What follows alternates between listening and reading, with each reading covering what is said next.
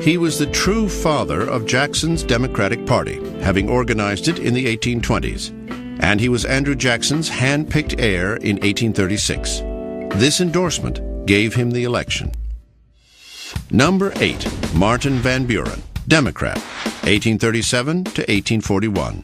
Age 54, from New York. Van Buren was the ultimate political protege and the ultimate political machine politician. The skills he had as kind of a backroom political organizer were great at making him a builder of a political party, but did not serve him so well in terms of actually leading the nation as president. Van Buren loved the good life, and I think, in a way, that he wanted to treat the White House as a kind of reward for a lifetime of hard work. Unfortunately, history didn't cooperate.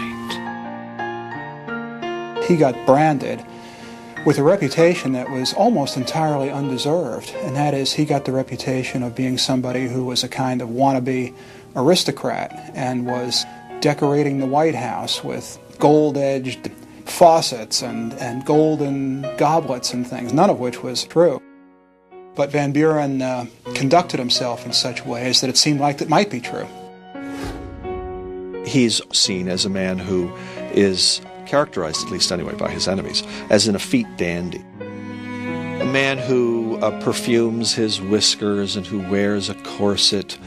It's not the kind of image which is really going to work very well in the rough and tumble world of American politics of the 1830s and the 1840s. When Van Buren took the oath, he certainly inherited the high hopes of Jackson's presidency. But he also inherited the financial ruins of Jackson's bank war. No sooner is he inaugurated than the Panic of 1837 begins. Van Buren got socked right off the bat with having to respond to an enormous crisis of unemployment, of bankruptcy, of economic depression in all its ways. And it gets progressively worse as time goes on. In fact, there's another panic in 1839. The one in 1839 was even worse. It was caused fundamentally by a glut in the cotton market. And of course, cotton production was the backbone of the American economy. So when the price of cotton collapsed, the American economy collapsed. No president had ever had to deal with anything like this before.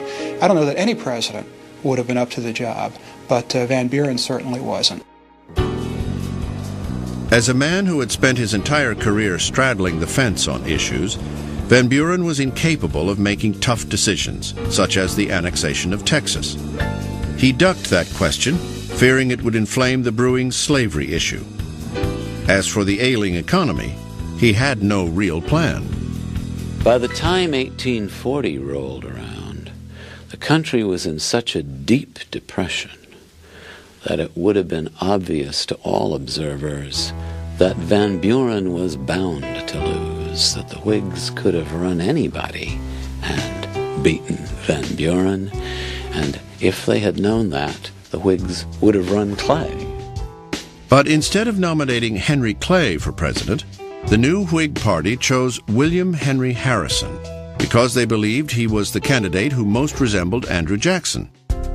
Harrison had been a frontier general and an Indian fighter. But more importantly, he supported the rechartering of the Bank of the United States.